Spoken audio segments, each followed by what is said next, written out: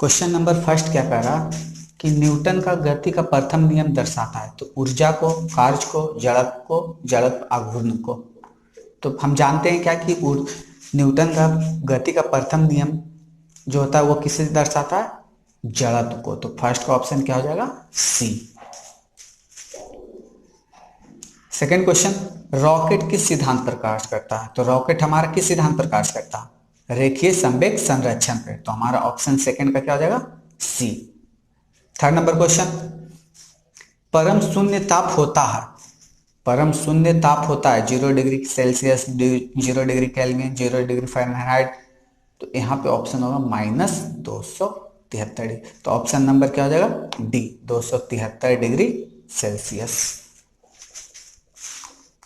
Question number 4, एक lift का द्रव्यमान 500 kg है। मतलब m इक्वल टू दिया हुआ है कितना? Fourth number question, m equal to कितना है?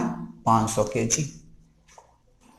लिफ्ट के केबल में तनाव क्या होगा? मतलब T हमारा क्या होगा जब यह 2 मीटर पर सेकंड के त्वरण से ऊपर की ओर जा रहा है? मतलब A इक्वल टू कितना दिया हुआ? 2 मीटर पर सेकंड स्क्वायर। और G का मान कितना दिया हुआ? G का मान हमारा 9.8 मीटर पर सेकंड स्क्वायर। तो क्वेश्चन क्या बोल रहा है कि त्वरण के ऊपर की ओर जा रहा है। एक लिफ्ट का द्रव्यमान 500 kg है। लिफ्ट के केबल में तनाव क्या होगा जब यह 2 मीटर पर सेकंड के त्वरण से ऊपर की ओर जाएगा?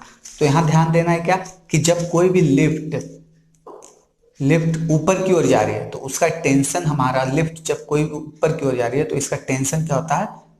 m इंटू जी प्लस ए। क्या होता है हमारा?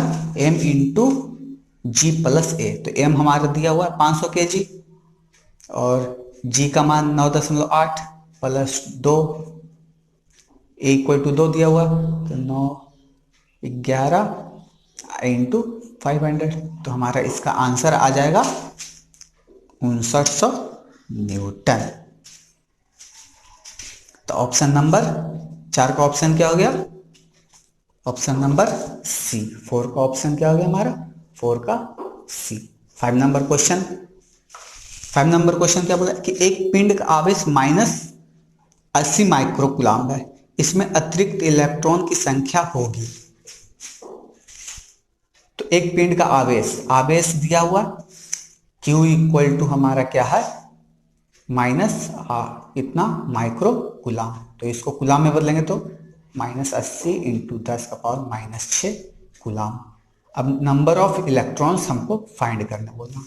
तो हम जानते हैं कि एक इलेक्ट्रॉन्स पे चार्ज कितना होता है? इलेक्ट्रॉन्स पे चार्ज -1.6 गुना 10⁻⁻19 कूलम्ब। तो हमारा यहाँ से फॉर्मूला होता है n equal to number of electrons निकालने के लिए Q/E। Q हमारा दिया हुआ -18 गुना 10⁻⁻6 बटा -1.6 गुना 10⁻⁻19। माइनस से माइनस कैंसिल। और जब इसे सॉल्व करेंगे, एक जीरो हट 10 मल्टीप्लाई 16×5 80, तो 5 इंटू 10⁻⁻4, 5 इंटू 10⁻⁻4 कूलम्ब। तो हमारा ऑप्शन 5 का ऑप्शन क्या हो जाएगा?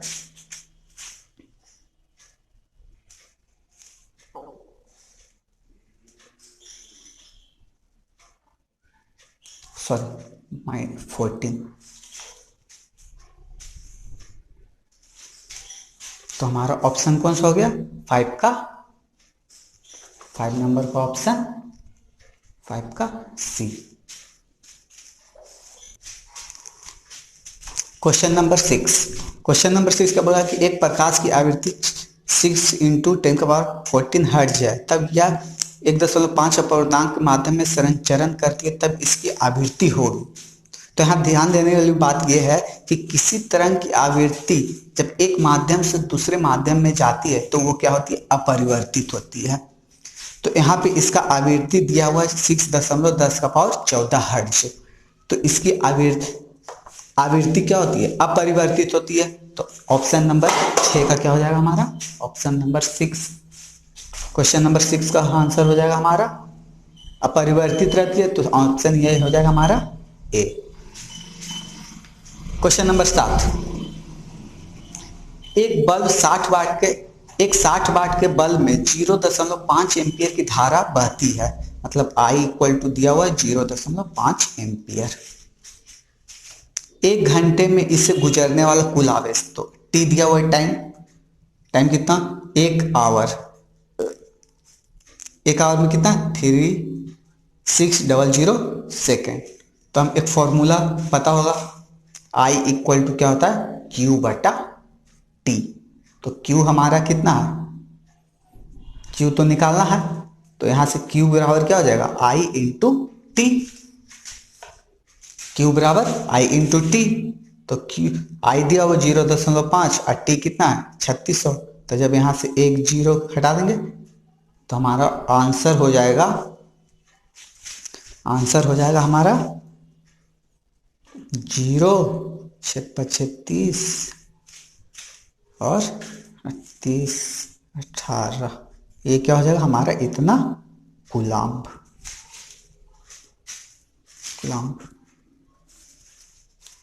अब आते हैं क्वेश्चन नंबर 8 पर। जब एक दंड चुंबक का उत्तरी ध्रुव दक्षिण की ओर निर्देशित होता तथा दक्षिणी ध्रुव उत्तर की ओर निर्देशित होता, तब उदासीन बिंदु होंगे चुंबकीय अक्ष पर, चुंबकीय केंद्र पर, चुंबकीय अंग के लंबवत विभाजक पर, उत्तरी तथा दक्षिणी ध्रुव पर। तो हमारा आंसर क्या होगा, चुंबकीय अक्ष पर। क्या होता है कि जब एक दंड चुंबक का उत्तरी ध्रुव दक्षिण की ओर निर्देशित होता है तथा दक्षिणी ध्रुव उत्तर की ओर निर्देशित होता है, तब उदासीन बिंदु होंगे, कहां पे होंगे, चुंबकीय अक्ष पर। तुम्हारा 8 का आंसर हो जाएगा ए। Question number 9। यदि वायु के सापेक्ष कांच का अपवर्तनांक 1.5 है तो कांच के अपेक्षा सापेक्ष वायु का अपवर्तनांक होगा। तो यहां क्या होता है कि यदि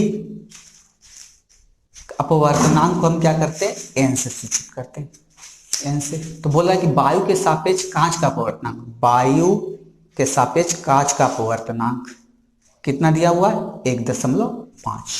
तो हमारा निकालना है कांच के सापेक्ष वायु का अपवर्तनांक, कांच के सापेक्ष वायु का अपवर्तनांक मतलब NGA निकालना है। तो ये क्या होता है कि हमारा जब एक के वायु के सापेक्ष कांच का अपवर्तनांक बराबर क्या होगा, 1/1 कांच के सापेक्ष वायु का अपवर्तनांक मतलब NGA। तो क्या हो जाएगा 1/1.5, 0 हटा दी, 2 3, 2 कितना आ जाएगा हमारा आंसर 3। तो ऑप्शन नंबर क्या हो जाएगा 9 का बी। किसी माध्यम में प्रकाश की चाल बराबर क्या होता है, वायु में प्रकाश की चाल बटा माध्यम का अपवर्तनांक। वायु में प्रकाश की चाल 3 × 10⁸ मीटर/सेकेंड और माध्यम का अपवर्तनांक हमारा दिया हुआ है कितना, 1.5। तो बटा 1.5, पॉइंट से 0 तो 15 दूनी 30। तो आगे हमारा आंसर 2 × 10⁸ मीटर/सेकेंड। तो 10 का ऑप्शन हमारा क्या हो जाएगा, 10 का ऑप्शन हो जाएगा बी नंबर। अब 11 नंबर क्वेश्चन। 11 नंबर क्वेश्चन क्या बोला कि वेग परिवर्तन की दर को कहते हैं, वेग परिवर्तन को दर को क्या कहते हैं, आवेग, संवेग, विस्थापन, त्वरण। तो वेग परिवर्तन की दर को हम क्या कहते हैं, त्वरण। तो 11 का ऑप्शन हो जाएगा हमारा डी, 11 का ऑप्शन डी। Question number 12। किस रंग का प्रकीर्णन सबसे अधिक होता है, बैगनी, नीला, पीला, लाल। तो हम जानते हैं क्या कि जो बैंगनी रंग होता है उसका प्रकीर्णन सबसे अधिक और लाल रंग का प्रकीर्णन सबसे कम। तो किस रंग का प्रकीर्णन सबसे अधिक होता है, तो बैगनी। तो हमारा 12 का ऑप्शन क्या हो जाएगा ए। Question number 13। +4D क्षमता वाले लेंस की फोकस दूरी क्या होगी। तो फोकस दूरी बराबर, फोकस दूरी को एफ से, तो फोकस दूरी बराबर क्या होता है 1/P। फोकस दूरी बराबर 1/P मतलब 1/क्षमता, लेंस की क्षमता। तो F equal to 1/4, F equal to 1/4, तो F इक्वल टू कितना हो जाएगा 0.25 मीटर। तो हमारा कितना आ गया निकल के, F equal to 0.25 metre, option number C. तो हमारा 13 का ऑप्शन क्या हो जाएगा, C. Question number 14, question number 14, अवतल लेंस से बने प्रतिबिंब का आवर्धन सदैव होता है। अवतल लेंस से बने प्रतिबिंब का आवर्धन सदैव होता है, एक से कम, एक से अधिक, एक, इनमें से कोई नहीं। तो अवतल लेंस का प्रतिबिंब का आवर्धन हमेशा एक से कम होता है। तो ऑप्शन 14 का ऑप्शन क्या हो जाएगा हमारा, ए नंबर, 14 का option A.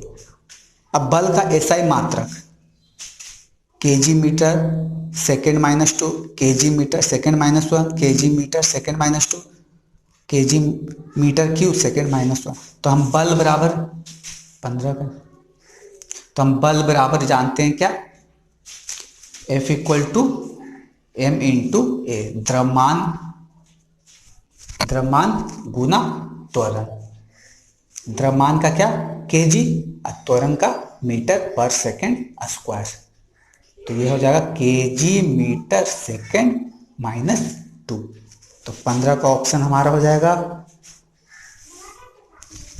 KG metre second -2। तो हमारा 15 का ऑप्शन हो जाएगा, 15 का ऑप्शन हो जाएगा ए नंबर, 15 का ए नंबर। 16 नंबर, किसी वस्तु का जड़त्व निर्भर करता है वस्तु के गुरुत्व केंद्र पर, वस्तु के द्रव्यमान पर, गुरुत्वीय त्वरण पर, वस्तु के आकार पर। तो हमारा वस्तु का जो जड़त्व किस पे निर्भर करता है, वस्तु के द्रव्यमान पर, वस्तु के द्रव्यमान पर हमारा वस्तु का जड़त्व निर्भर करता है। तो 16 का ऑप्शन हो जाएगा हमारा बी। क्वेश्चन नंबर 17, यदि गति करने के लिए स्वतंत्र 1 किलो द्रव्यमान की किसी वस्तु पर 1 न्यूटन बल लगाया जाए तो वह गति करेगी। जब 1 केजी का द्रव्यमान और 1 केजी का न्यूटन का बल लगाएंगे तो हमारा क्या होगा, 1 मीटर पर सेकेंड स्क्वायर के त्वरण से वह क्या करेगी, गति करेगी। 17 नंबर की क्या दिया हुआ कि यदि गति करने के लिए स्वतंत्र 1 केजी मतलब m इक्वल टू 1 केजी द्रव्यमान की किसी वस्तु का 1 न्यूटन बल मतलब F इक्वल टू 1 न्यूटन। तो हम F इक्वल टू जानते हैं m इंटू ए। तो F1 और M1 तो A भी कितना हो जाएगा 1 मीटर पर सेकेंड स्क्वायर। तो हमारा 17 का ऑप्शन हो जाएगा सी। 17 का आ जाएगा हमारा ऑप्शन सी।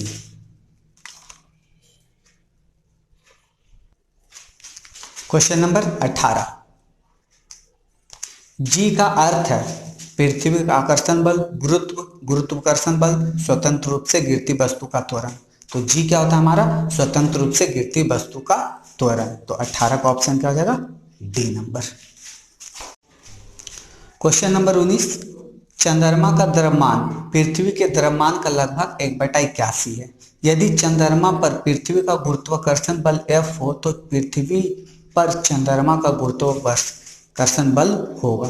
तो देखिए हम जानते हैं कि पृथ्वी का जो गुरुत्वाकर्षण बल F बराबर होता है Gm/m/r²। अब चंद्रमा का गुरुत्वाकर्षण बल F डैश हो जाए, मान लीजिए F dash equal to G।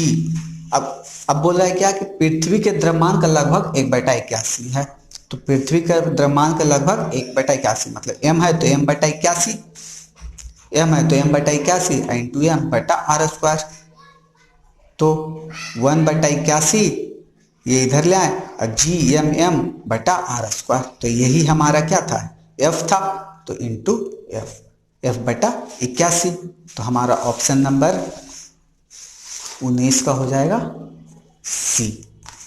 Question number 20 क्या कह रहा है कि किसी वस्तु की प्रतिरोधकता परिवर्तित नहीं होती है यदि पदार्थ बदल जाता है, ताप बदल जाता है, प्रतिरोधक का आकार बदल जाता है, दोनों पदार्थ तथा ताप बदल जाते हैं। तो 20 का हमारा ऑप्शन क्या हो जाएगा, प्रतिरोधकता का आकार बदल जाता है। तो 20 का ऑप्शन क्या हो जाएगा, सी। क्वेश्चन नंबर 21, किसी पिंड का द्रव्यमान दुगना तथा वेग आधा करने पर उसकी गतिज ऊर्जा होगी। किसी पिंड का द्रव्यमान दुगना तथा वेग आधा करने पर उसकी गतिज ऊर्जा होगी। तो हम जानते हैं क्या कि गतिज ऊर्जा बराबर क्या होता है, half M V square, M V square. अब क्या कर रहा है कि द्रव्यमान को दुगना कर दे, तो 2m और द्रव्यमान को दुगना और वेग आधा, तो वेग को हम क्या कर देते हैं, आधा, तो v बटा 2, तो क्या हो जाएगा 1/2 इंटू 2m और v स्क्वायर बटा 4, तो ये 2 से 2 बार में, तो हमारा 1/2 m v स्क्वायर अब बटा 2, तो हमारा क्या हो जाएगा 1/2 गुना, तो मतलब क्या हो जाएगा हमारा आधा हो गया। कितना हो गया, आधा। तो 21 का ऑप्शन हमारा हो जाएगा आधी, मतलब 21 का ए।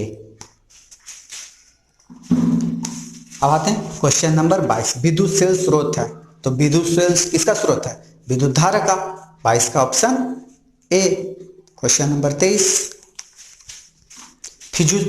फ्यूज तार का गलनांक है उच्च निम्न परिवर्तनशील, इनमें से कोई नहीं। तो फ्यूज तार का गलनांक हमारा होता है निम्न, तो ऑप्शन 23 का क्वेश्चन, 23 का आंसर क्या हो जाएगा, डी। क्वेश्चन नंबर 24, तो क्या बोला, एक विद्युत बल्ब पर 12 वोल्ट 60 वाट अंकित है, इनमें धारा होगी। तो हमारा विद्युत बल्ब पर 12 वोल्ट मतलब V इक्वल टू 12 वोल्ट और 60 वाट मतलब P इक्वल टू 60 वाट, 60 वाट। तो हम जानते हैं क्या कि P बराबर V इंटू आई, तो P दिया हुआ है 60 और V 12 और गुना,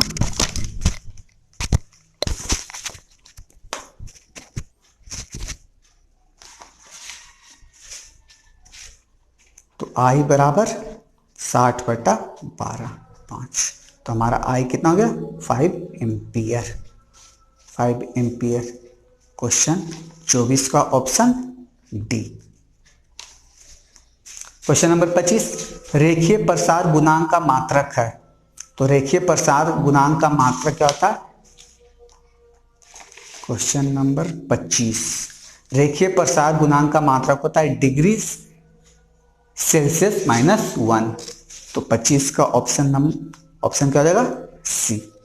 क्वेश्चन नंबर 26, निम्नलिखित में प्रकाश की कौन सी परिघटना इंद्रधनुष बनने में सम्मिलित है, तो कौन सा है।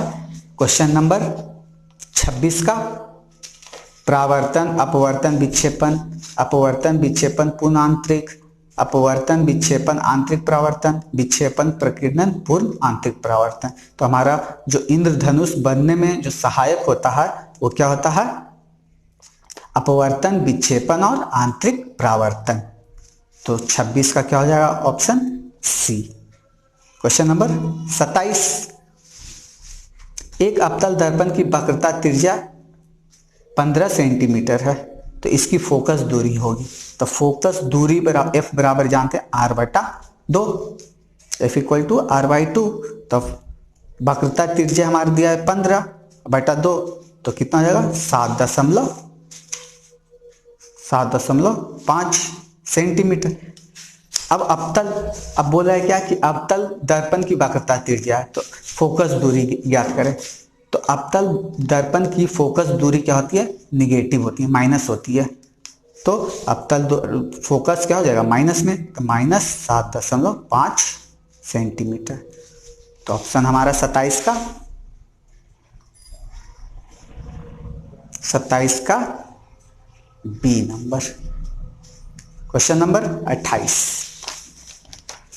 एक एंगस्ट्रॉन का मान होता है, एक एंगस्ट्रॉन बराबर होता है, एक एंगस्ट्रॉन बराबर होता है 10⁻⁻10 मीटर।